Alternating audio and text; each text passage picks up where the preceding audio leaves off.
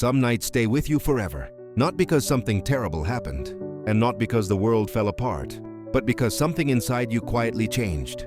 At that time, I was 19 years old. I still lived with my parents. Our family wasn't strict, but there were rules, simple rules, and one of them was about keeping your word. That evening, I stood in the hallway tying my shoes, feeling confident, maybe even a little too confident, like nothing could possibly go wrong. I remember saying it casually, almost carelessly. "Mom, I'll go out for a bit. I'll be home by 10. I said it like it wasn't a promise, like it didn't really matter. She looked at me carefully. Not angry, not strict, just tired. "Okay," she said softly. "I'll be waiting." Outside, the air was cold, and the night felt endless. We sat on a bench, laughing, talking about things that didn't matter at all.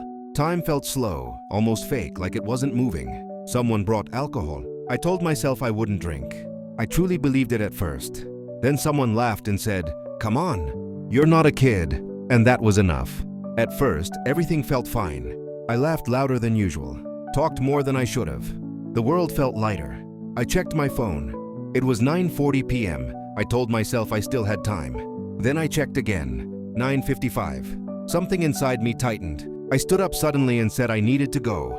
I walked home fast, too fast. The cold air hit my face, but my head felt warm and heavy. All I could think was, please let me get inside quietly. Please let no one notice.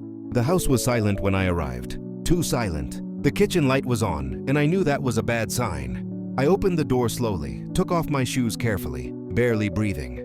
Then I heard her voice from the kitchen. "Do you know what time it is?" She was sitting at the table. A cup of tea stood in front of her, already cold. She had been waiting. I checked my phone.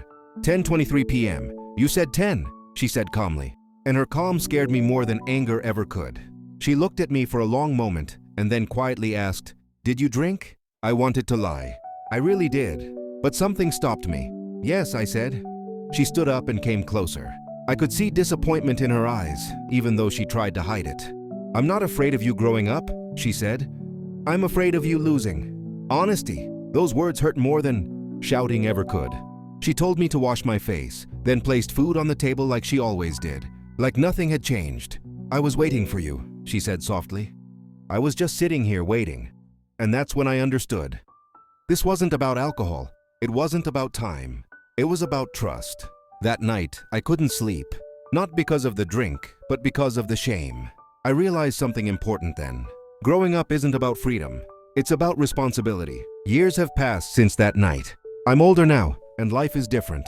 But every time I make a promise, I remember that kitchen light and that cold cup of tea. Because sometimes being an adult means understanding one simple thing. Someone is waiting for you at home.